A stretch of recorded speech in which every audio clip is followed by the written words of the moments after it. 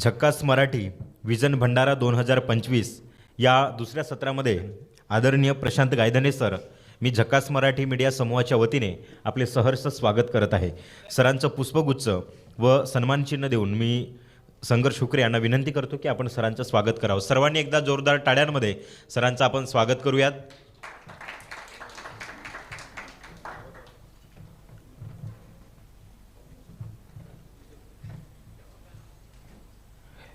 झक्कास मराठी मीडियाचे संचालक संघर्ष हुकरे मी यांना नम्र विनंती करतो की आपण प्रशांत गायधने सर यांच्याशी संवाद साधावा.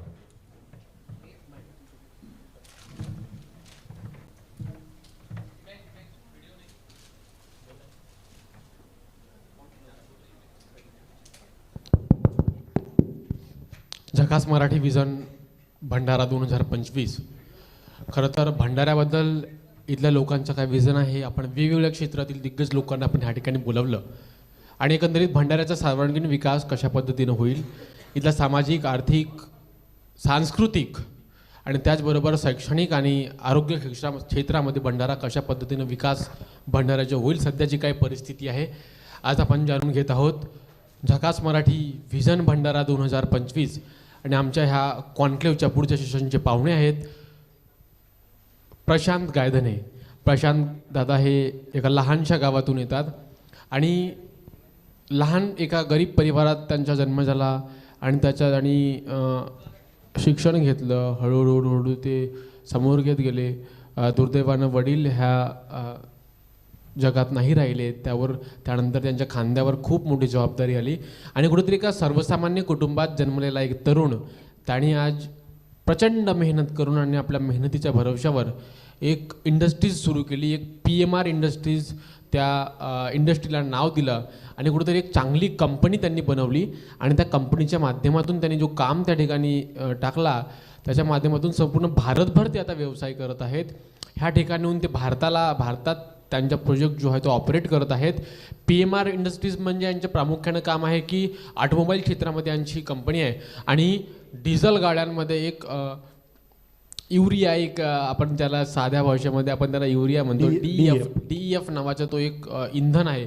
तो DEF हे गरजेचं असतं आणि कुठे तो DEF बनवण्याचं एक यांचं कारखाना आहे, एक यांची कंपनी आहे आणि तो DEF बनवण्याची यांनी आधी सुरुवात केली DEF बनवायला. मात्र जे मशीन यांनी विकत घेतली, ते मशीन कशा पद्धतीने काम करते ह्या मशीनीचा अभ्यास करत करत ती DEF बनवण्याची मशीन बनवणे यांनी सुरुवात केली आणि आता ते DEF तर बनवतातच, मात्र ते DEF बनवण्याची मशीनसुद्धा यांनी इनोव्हेट केली स्वतःची आणि ते आता भारतभर ती मशीन विक्रेता म्हणून यांची ओळख आहे. विदर्भामध्ये प्रामुख्यानं यांचा व्यवसाय मोठ्या गतीनं सुरू आहे आणि एकंदरीत सर्वसामान्य कुटुंबामध्ये जन्मलेला एक मुलगा आज कुठंतरी चांगल्या एका स्तरावर येऊन आज एक आर्थिक सक्षम झाले आहेत आणि कुठे अनेकांना यांच्या जीवन प्रवास हा प्रेरणा देणारे आहे. झकास मराठी विजन भंडारा 2025 कॉन्क्लेव्ह त्यांना ह्या ठिकाणी बोलण्याचे उद्देश म्हणजे यांचा जीवन प्रवास आणि त्याबद्दल तुम्हाला सर्वांना प्रेरणा मिळेल आणि कुठंतरी भंडाराच्या विकासामध्ये सुद्धा यांच्या प्रामुख्याचं योगदान यांच्याही आहे, कारण यांची कंपनी ह्या ठिकाणी आहे, यांनी अनेकांना रोजगार दिला आहे आणि एकंदरीत जो DEF बाहेरून यायचा तो आता इथून भंडाऱ्यामधून, लाखनीमधून यांच्या पिंपळगाव, लाखनी आणि मालेगावसारखा एक लहानसा गाव यांचा आहे आणि त्या ठिकाणीहून DEF आज हे विदर्भभर आणि महाराष्ट्र आणि देशभर ते DEFचं जे यंत्र आहे ते बनवत आहेत. खरं तर प्रशांत दादा, तुमचं स्वागत आहे झकास मराठीवर. धन्यवाद. काय सांगाल, तुमच्या काय विजन आहे भंडाराच्या विकासाबद्दल?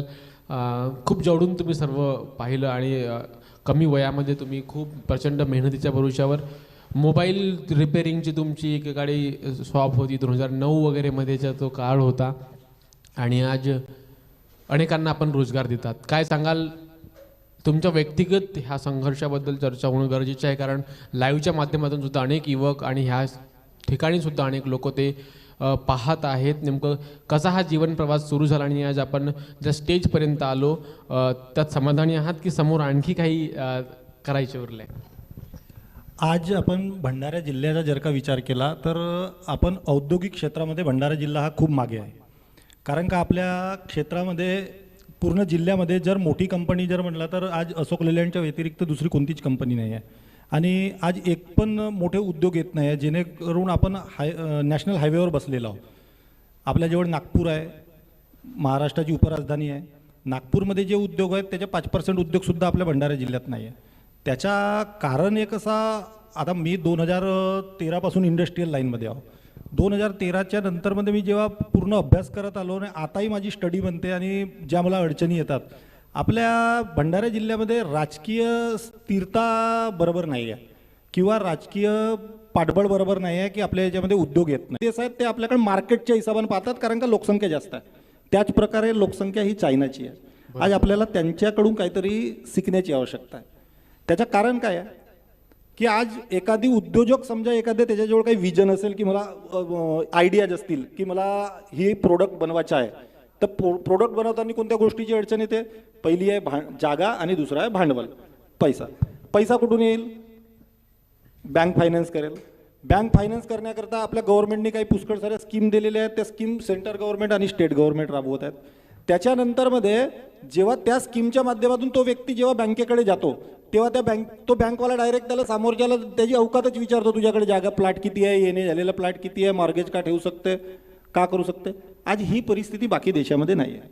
जर एखादा उद्योजक समजा उद्योग लावासाठी जर समजा प्रयत्न करत असेल आणि जर त्याला उद्योग लावाची त्याच्यामध्ये खरोखर कॅपेबिलिटी असेल, तर त्याला बँकेने सरळ 7 दिवसाच्या आतमध्ये का 10 दिवसाच्या आतमध्ये त्याला फायनान्सची अवेलेबिलिटी करून द्यायला पाहिजे. International flights start at ₹5,999. The season's biggest travel sale now live on Clear Trip. अगर आप बिजनेस कर रहे हो तो अगला 1 मिनट आपका ईगो हर्ट कर देगा, तो कमजोर दिल वाले ना देखें. भारत का व्यापारी ते अवेलेबिलिटी करून दिल्याच्या नंतरमध्ये तो कोणता तरी उद्योग लावेल, त्याचा फायदा सरकारला होईल. आणि मी तर म्हणतो आताच्या कंडिशनमध्ये मॅन्युफॅक्चरिंगमध्ये जाणे सर्वात जास्त आवश्यक आहे. तुम्ही जर का मॅन्युफॅक्चरिंगमध्ये जर का आजचा जो युवा जो आहे तो बघाशी सारडा सरांचा तुम्ही इंटरव्ह्यू घेतला. सारडा सरांनी सांगितले की माझी 3री पिढी आहे का जो मी काम करत आहो. त्याच्यासाठी काय करावं लागते? स्ट्रगल करावं लागते पुष्कळ सर. मी पण आपल्या लहानपणापासून स्ट्रगलच करत आहो, म्हणजे पकडून ज्याला 2007 पासून मी स्ट्रगल करत आहो. आज येथपर्यंत मी जो आज ज्या कंडिशनमध्ये आहो, आता तुम्ही गुगलवर सर्च मारा, सरळ गुगलवर मी DEF डिझेल एक्झॉस्ट फ्यूल या फील्डमध्ये आता मी तो बिझनेस करत आहो. त्या बिझनेसमध्ये गुगलवर जर तुम्ही सर्च केला तर पूर्ण ऑल ओव्हर इंडियामध्ये फर्स्ट रँकिंगमध्ये मी भेटेन तुम्हाला. फर्स्ट रँकिंगमध्ये पुष्कळ साऱ्या कंपन्या आहेत. टाटा कंपनी आहे, लेलँड कंपनी आहे, सर्व भारत बेंच कंपनी आहेत, मोठ्या कंपन्या आहेत. पण जी टेक्नॉलॉजी आम्ही विकसित केली, बँकेजवळ नाही गेलो आम्ही, बँकेजवळ हात नाही पसरले, आम्ही कोणाजवळ हात नाही पसरले. आम्ही पूर्ण स्वतः आपला डोका आणि स्वतःजवळचा थोडासा पैसा, जास्त पैसा नाही, पैसा जास्त लागत नाही, डोका वापरून काम करावं लागते, सर्व काही बरोबर होते. पण ज्या वेळेस आम्ही तो काम केला त्यावेळेस सुद्धा आम्हाला अपयश आला, आम्हाला यश मिळत नव्हता. म्हणजे एक खरोखर बिझनेसमॅन कोणाला म्हणले जाते? जर आपण एखादी बिझनेस करत आहोत, मॅन्युफॅक्चरिंगमध्ये जातो किंवा एका रिटेलमध्ये जातो, बिझनेसमॅन कोणाला म्हणले जाते? बिझनेस करत असताना बिझनेसमधली एंट्री आणि बिझनेसमधली एक्झिट हा ज्याला समजला तो खरं बिझनेसमॅन. नाहीतर असा करत जायचा का आपण एंट्री गलत टाईमवर करायचा आणि जेव्हा आपण त्याच्या 99% पोहोचून जातो सक्सेसच्या, तेव्हा 1% बाकी राहते, अशामध्ये एक्झिट करून जायचा. त्याच्यामध्ये अर्थ काहीच नाही राहत, त्याच्यामध्ये निराशा येते आणि निराशा आल्यामुळं पुष्कळ सारे विपरीत परिणाम होतात त्याचे. पण जरुरी नाही की आपल्याला बिझनेस मॅनेजमेंट शिकणे आवश्यक आहे कोणाला.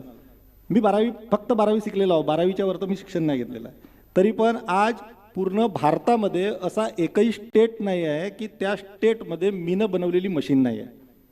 आता मला दुबईवरून पण ऑफर आहे आणि साऊथ आफ्रिकेमधून पण ऑफर आहे. साऊथ आफ्रिकेमध्ये आत्ता जस्ट लॉन्च झाला आहे, 2024-25लाच लॉन्च झालेला आहे 6th जनरेशन. आणि दुबईमध्ये पुष्कळ दिवसाचा आहे, पण दुबईमध्ये थोडासा त्यांचे लॉचा प्रॉब्लेम असल्यामुळे थोडा प्रॉब्लेम येत आहे.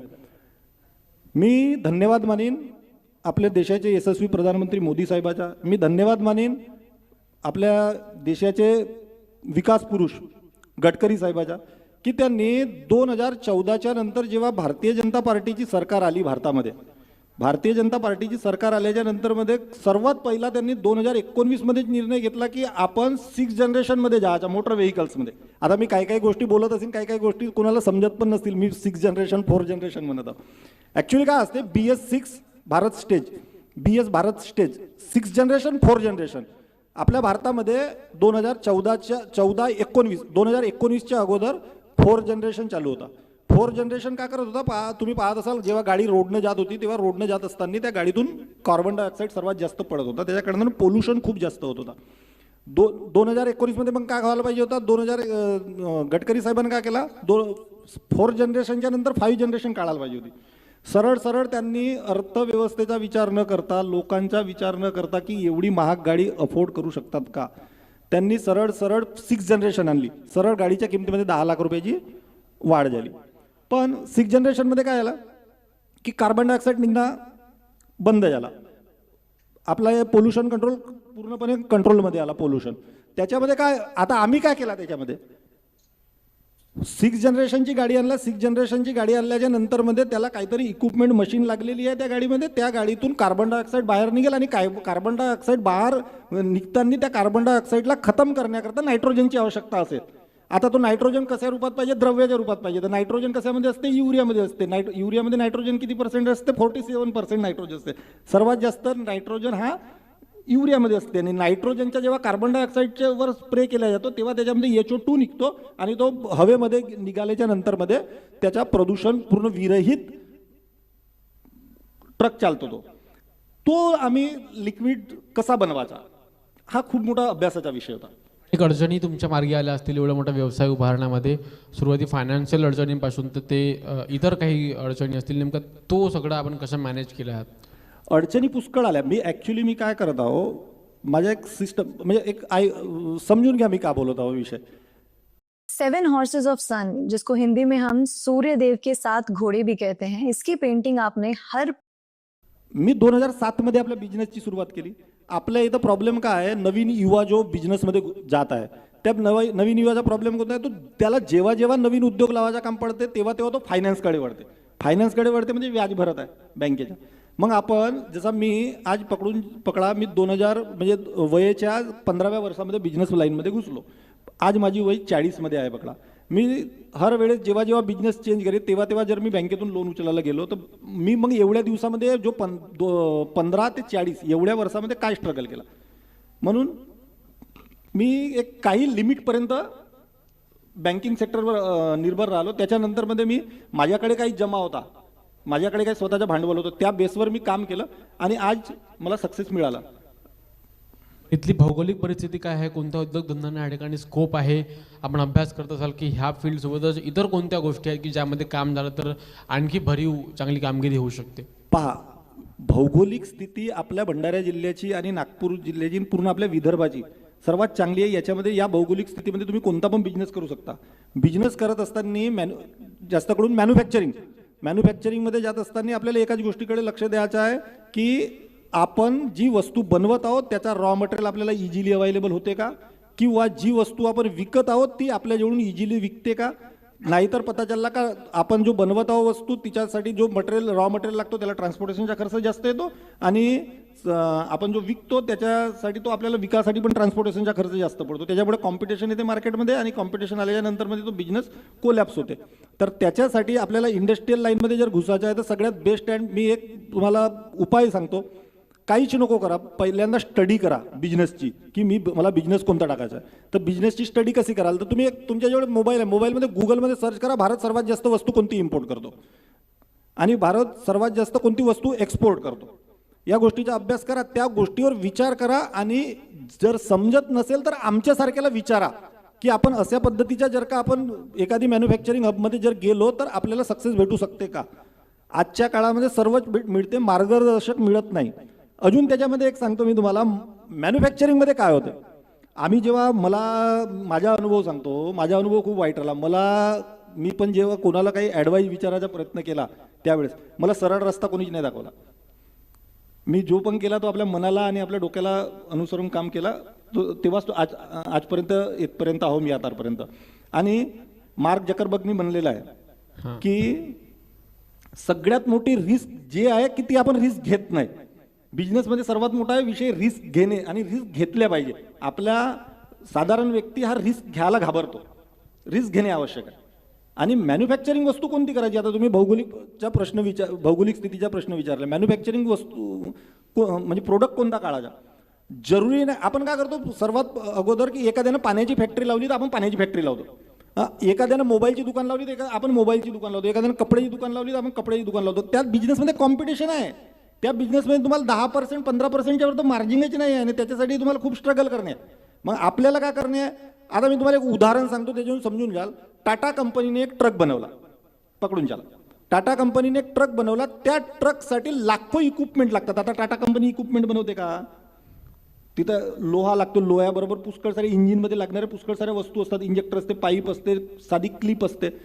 आपल्याला तो एक शोध घेणे आहे का कोणती वस्तू मी बनवू शकतो आणि तिचा सेल कसा राहील, ती वस्तूच्या त्याकडे लक्ष द्या. असे पुष्कळ साऱ्या गोष्टी आहेत. आपल्याला टाटा कंपनीचा ट्रक नाही बनवायचा आहे मोठा, आपल्याला तिथं लागणारी एक वस्तू बनव, त्याचाच तुम्ही प्रोडक्शन जर केलं तर तुम्ही चांगले बिझनेसमॅन बनवू शकता आणि चांगला पैसा कमावू शकता. बरं, तोच एक पुन्हा प्रश्न येतो की नोकरी करावी की व्यवसाय करावा, हा युवकांमध्ये प्रश्नचिन्ह आहे.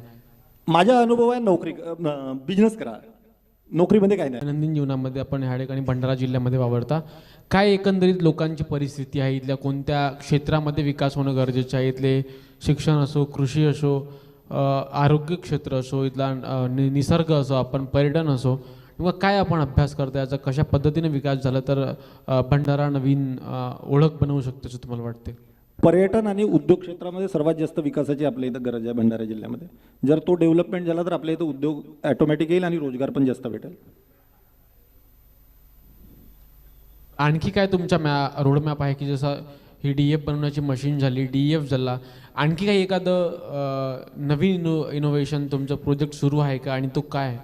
आमच्या नवीन आत्ता आम्ही एक जो मी तुम्हाला सांगतो, माझ्याबरोबरच आले आहेत ते. आज आमच्या माणेगावमध्येच आम्ही एक नवीन इंडस्ट्री उभी केली, बायोकोल. बायोकोल म्हणजे जे मोठ्या बॉयलरमध्ये वगैरे जे जाळण्याकरता लागतात ना इंधन, तर कोणी लाकडं आजकाल मिळत नाही, लाकडं कोणी जाळत नाही. आज आम्ही बायोकोल बनवला. तो बायोकोल असा आहे की तो म्हणजे पोल्युशन विरहित आहे, त्याच्यामध्ये धुवा निघत नाही. आज ते कंपनी तो प्रोडक्ट जो आहे तो महाराष्ट्रामध्ये कुठेच मॅन्युफॅक्चरिंग होत नाही. आज आम्ही त्या अँटिक प्रोडक्टकडे जात आहोत आणि येणाऱ्या काळामध्ये माझ्या विजन आहे. आता मी तुम्हाला माझ्या उदाहरण, मला टाटा कंपनीकडून ऑफर आलेली आहे आता, या म्हणजे पकडा 1 महिन्याच्या अगोदर. त्यांच्या आता माझ्याबरोबर मेलवर कॉन्टॅक्ट चालू आहे. People are surprised to find कि non-medical expenses जैसे day care cost, gloves. Tata कंपनीनं भारतातून फक्त 3 कंपन्या निवडल्या, त्याच्यापैकी माझी एक कंपनी आहे. आणि त्याच्यामध्ये त्यांनी मला ऑफर केली आहे की तुम्ही आमच्याबरोबर कोलॅबरेशन करा. म्हणजे टाटा कंपनीला जो प्रोडक्ट लागेल तो प्रोडक्ट आम्ही बनवून देऊ त्यांना. पूर्ण भारतभरामध्ये सप्लाय आहे. आता त्यांच्याबरोबर चालू आहे, काय होते ते या 1 महिन्याच्या आतमध्ये समजेल. त्यांची रिक्वायरमेंट, त्यांची इन्क्वायऱ्या वगैरे पुष्कळ साऱ्या आहेत. पण आज जो मी प्रोडक्ट बनवतो, मला अभिमान याचा आहे की माझा प्रोडक्ट पूर्ण इंडियामध्ये टॉप क्वालिटी प्रोडक्ट आहे, जो मी चेक केलेला आहे आणि स्वतः अनुभव केलेला आहे.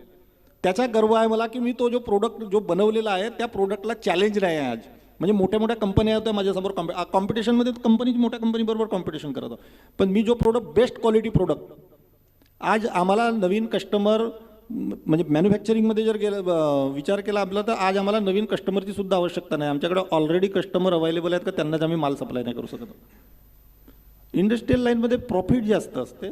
इंडस्ट्रियल लाईनमध्ये जर सरळ बिझनेस केला तर तुम्ही 100 ते 200%चाही प्रॉफिट करू शकता. मग अशी सारडा सरांनी तेच सांगितलं, आपण कुठंतरी चुकत आहोत. स्टार्टअप, इन्व्हेस्टमेंट याच्यामध्ये पुष्कळ अभ्यासाची आवश्यकता आहे. आणि जर समजत नसेल तर कोणाला तरी विचारा. आज उद्योगधंदे न लागण्याला कारण तोच आहे. आज आपल्या इथं सर्वात मोठा प्रॉब्लेम आहे. दुसरी एक गोष्ट प्रॉब्लेम आहे गव्हर्नमेंट. आपल्या सेंट्रल गव्हर्नमेंट, स्टेट गव्हर्नमेंट दोन्ही दोषी आहेत. यांचे नियमच नाही बदलत. सप्लाय चेनच खराब आहे आपल्या पुऱ्या इंडियाची. जे सप्लाय चेन बाकी देशामध्ये आहेत, ते चायनासारख्या देशामध्ये सप्लाय चेन आहेत, ते सप्लाय चेन आज बिझनेस न वाढण्याला कारण काय? एवढा स्ट्रगल का बरं करावं लागतं? सप्लाय चेन म्हणजे कसं का माझ्याजवळ छत्तीसगड आहे, MP आहे. आज मला छत्तीसगडमध्ये मटेरियल सप्लाय करायचं काम पडलं तर मला त्याच्या RTOची परमिशन घ्यावं लागते. मला त्याचा परमिट मागावं लागते. ते परमिटमध्ये 2 दिवस जातात माझे. त्या परमिटसाठी गाडी उभी करावं लागते. मग देश माझा, भारत माझा पूर्ण, मी आपला माल कुठेही विकू शकतो. तरी पण मला अडचण कुठे जात आहे?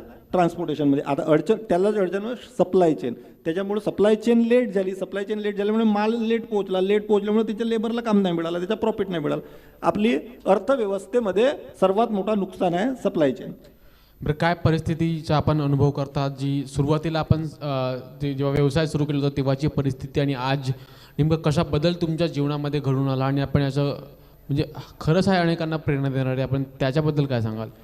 तेव्हा जेव्हा मी बिझनेसमध्ये आलो तेव्हा माझी परिस्थिती खूप बेकार होती. तेव्हा लोकसुद्धा म्हणायचे का हा बरबादीकडे चालला.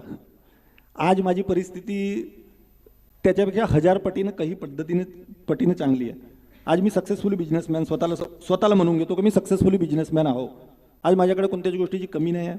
आज मी कोणत्याच गोष्टीनं मागे नाही आहो. आज माझ्याकडे सर्वच काही आहे आणि मी समोर वाढतच राहणार. आता या वयामध्ये आल्यावर किंवा या स्टेजवर आल्यावर आता मागे नाही हटू शकत. आणि मी तेच सांगत आहो की कुठंतरी सक्सेस भेटते माणसाला. जो एंट्री आणि एक्झिट म्हणलं मी, ॲक्च्युली विषय काय आहे का मी स्ट्रगल करत आलो आणि या स्टेजमध्ये म्हणजे जो 20 वर्षामध्ये 15 वर्षाच्या काळामध्ये जो मी नाही करू शकतो तो मी 1 वर्षाच्या काळामध्ये केला. तोच माझा सक्सेस आहे. आणि काम करत असताना अडचणी येणारच आहेत, पण त्या अडचणी जोपर्यंत आपण त्याला सामोर जात नाही, अडचणीला आपण बाजूला ठेवून आपण पुढे जात नाही, तोपर्यंत काहीच नाही होणार आपलं. या ठिकाणी सुद्धा अनेक युवक आहेत, त्यांना काय आपण मार्गदर्शन कराल, काय संदेश द्याल की ते जीवनामध्ये यशस्वी होतील? युवकाला एकच संदेश राहील की जेव्हा तुमची वय पकडा 15 ते 16च्या दरम्यान वयामध्ये तुम्ही पदार्पण करता, त्यावेळेस जर तुम्हाला वाटेल की मला नोकरीच करायची आहे, तर तुम्ही त्या पद्धतीचं शिक्षण घ्या की ज्या नोकरीमध्ये तुम्हाला तुमची लाईफ बनवू शकते आणि तुम्ही कोणाची तरी लाईफ बनवू शकता. नाही तर 15 ते 16च्या वर्षापासूनच तुम्ही विचार करा का मला का बनायचं आहे. आपल्या लाईफमध्ये आपलं एक विजन ठेवा, गोल करा. गोल कोणता? पैशाचा गोल नको करा की मला 1 लाख रुपये महिना कमवायचा आहे, का मला 30,000 रुपये महिना कमवायचा आहे, का मी 5 लाख रुपये महिना कमवायचा आहे. हा पैशाचा गोल नको करा. पैशाचा गोल जर केला तर तुम्ही त्या पैशाच्या मागे धावाल आणि आपला विजन बाजूला ठेवा. तुमचा विजन काय आहे तो डिसाईड करा. तुम्ही 16व्या वर्षापासून त्याच्या कामाला लागा आणि तुम्हाला 100% सक्सेस भेटेल म्हणजे भेटेल. नाही तर तुम्ही म्हणाल का मी 30 वर्षाचा झालो आणि आता मी बिझनेसकडे वळतो किंवा काय करतो, त्या वेळेमध्ये तुम्हाला सक्सेस रेशो खूप कमी भेटेल आणि त्याला वेळ लागेल. कारण का तुम्हाला जर 20 वर्ष पुढे जायचं आहे तर तुम्ही 20 वर्ष मागे राहाल. बरं, एज्युकेशन सिस्टममध्ये कुठेतरी बदलाव व्हायला पाहिजे का? यांच्या शिक्षण प्रणालीमध्ये व्यवसायांना बढावा देणारे किंवा ते व्यावसायिक जे शिक्षण आहे ते लहानपणापासून मुलांना शिकवलं पाहिजे का? किंवा अशा अनेक लोकांची चर्चा असतात की ह्या सगळ्या गोष्टी व्हायला पाहिजेत. व्यवसाय शिक्षणामध्ये व्यवसायाच्या विषयी तुम्हाला मार्गदर्शन मिळाल्या पाहिजे शिकत असताना, किंवा ते मार्ग खोलल्या पाहिजेत आपल्याला की आता आपल्याला आपला मुलगा का करू शकतो. जर एखादी समजा ITIचा तुम्ही एखादी ट्रेड शिकवता, तर ITIमध्ये ट्रेड शिकवत असताना तुम्ही फक्त एक डिग्री किंवा एक कागद या बेसवर नाही की तो जर समजा उद्या त्याला नोकरी जरी नाही लागली तर तो का शिकू शकतो, म्हणजे आपला बिझनेस लावून पोट भरू शकतो का. मी तुम्हाला माझं एक उदाहरण सांगतो. आपल्या सेगावला माहुली इंजिनिअरिंग कॉलेज आहे, ज्ञानेश्वर पाटील यांची. कमीत कमी 100 एकरामध्ये त्यांचा मोठा कॉलेज आहे. त्याच्यामध्ये MBBS कॉलेज आहे आणि इंजिनिअरिंग कॉलेज आहे. मजाची गोष्ट अशी आहे की ते इंजिनिअरिंग कॉलेजमध्ये जेव्हा त्यांनी वेगवेगळे ट्रेड असतात, मेकॅनिकल इंजिनियर जो ट्रेड आहे, त्या मेकॅनिकल इंजिनियर ट्रेडमध्ये विषय असा आला की त्यांनी मेकॅनिकल म्हणलं तर सर्व गाडी मेकॅनिक, ट्रक मेकॅनिक वगैरे त्या इंजिनिअरिंगमध्ये शिकवत असतात. त्यांना शिकवत असताना मुलांनी त्यांना प्रश्न विचारला, त्याच्या आता शिकवायचं कोणतं, काय शिकवाल तुम्ही? 6 जनरेशन. तर 6 जनरेशन शिकवत असताना सर्वच शिकवून राहिले ते त्यांच्याबद्दल. त्या 6 जनरेशन गाडीमध्ये नवीन ॲडव्हान्स काय आलेला आहे सर्व शिकवून राहिले. पण तो जो DEF जो प्रोडक्ट आहे आणि DEF तो लागते कशासाठी ना, तो DEFचा जो सेक्शन आहे तो आणला त्यांनी, एक पुरा उभा कापला आणि मुलांना शिकवला. पण त्याच्यामध्ये जो इंधन लागते, तो इंधन बनते कसा, तो इंधन कितीच्या याच्यामध्ये फायर करते, त्या इंधनची जळावची क्षमता कशी असते, काय असते, हा त्यांनी विचारच नाही केला. आणि तो विषय त्यांनी आपल्या संस्थापकाजवळ ठेवला. कॉलेजची गोष्ट सांगतो मी तुम्हाला. आजही तुम्ही तिकडे गेलं तर कधी जा, तिथं माझ्या नावाची नेमप्लेट लागलेली आहे आजही. तिथं त्यांनी विद्यार्थ्यांनी त्यांच्याजवळ अडचण मांडली की आम्हाला याच्याबद्दल माहीत करून घ्यायचं आहे की हा जो BS6 जो कॉन्सेप्ट आहे, याच्यामध्ये जो लागणारा इंधन आहे, हा इंधन बनते कसा आणि हा याची काय अभ्यास करायचा आहे. तर माझ्याकडे ते संस्थापक आले, ज्ञानेश्वर पाटील. त्यांनी मला की प्रशांतजी तुम्ही एक काम करा, तुम्ही माझ्या कॉलेजच्या विद्यार्थ्यांना तुम्ही शिकवूनही द्या आणि माझ्या एक कॉलेजसाठी मशीन द्या. ॲक्च्युअलमध्ये मी पहिल्यांदा त्यांना नाही म्हटलं की म्हणला माझं कमर्शियल काम आहे सर, तुम्ही कॉलेजमध्ये त्याच्या केलं तर माझ्या विषय थोडा बिझनेसच्यावर फरक पडू शकते. त्यांनी नाही म्हटलं. त्यांनी मला शब्द दिला की नाही, याचा कोणत्याच प्रकारचे दुरुपयोग होणार नाही, तुम्ही आम्हाला करून द्या. आज त्या कॉलेजमध्ये आम्ही मशीन लावून दिली. मशीन लावल्याच्या नंतरमध्ये आज त्याच्या मुलांना आम्ही पूर्ण शिकवलं. आज माझ्या थेरीवर तिथं आणि प्रॅक्टिकलवर तिथं आज काम चालू आहे आणि आज ते मुलं तिथं शिकत आहेत. माऊली इंजिनिअरिंग कॉलेज सेगावला. आणि BS 6 जनरेशनमध्ये जे पण पिढी येईल येणारी तोच अभ्यास घेऊन पुढे जाईल.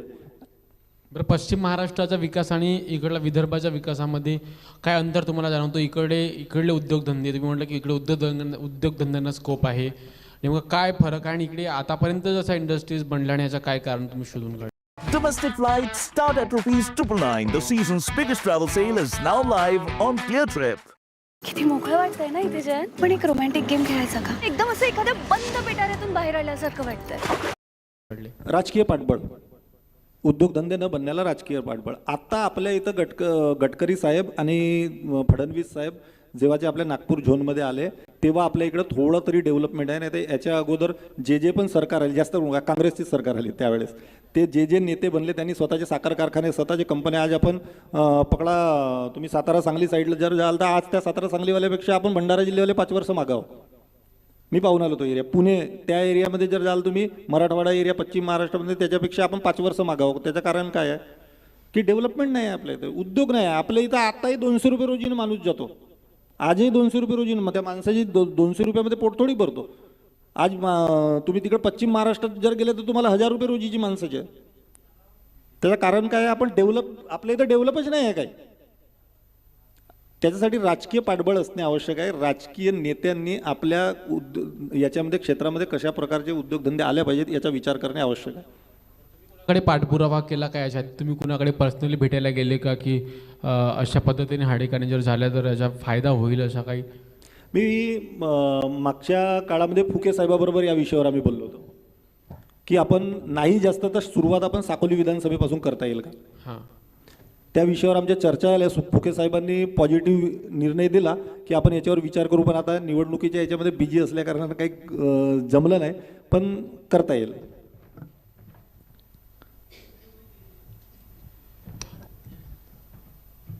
बरं. आणखी आज आपण दिवसभर एक मार्गदर्शक जे आहेत त्यांच्याशी आपण बोलण्याचा प्रयत्न केला. वेगवेगळ्या क्षेत्रातील लोक आहे. तुम्ही शेतकरी कुटुंबातून येता आणि तरी शेतकऱ्यांचे पुत्र किंवा म्हणजे भूमिपुत्र म्हणता येईल तुम्ही आहात. आणि शेतकऱ्याच्या पोराला एवढा मोठा व्यवसाय उभारणं किंवा किती कठीण. जर इमॅजिन करत असाल की यार आपल्या बाबारे आपली अशी परिस्थिती होती आणि शेतकऱ्यांची पोरं हे गरीब वर्गातून येतात आणि मोठं व्यवसाय करू शकत नाही, हे चारचाकीनं फिरू शकत नाही.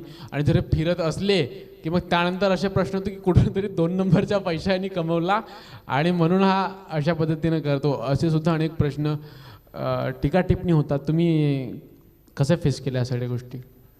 कसं आहे, उगवत्या सूर्याला कोणी पण सलाम करतो आणि मावळत्या सूर्याला फक्त लोक पाहण्यासाठी जातात. आणि फक्त टीका टिप्पणी हाच एक विषय असतो की एखादा व्यक्ती जर आपल्या लाईफमध्ये सक्सेस झाला तर त्याचे गुणगान गावतात.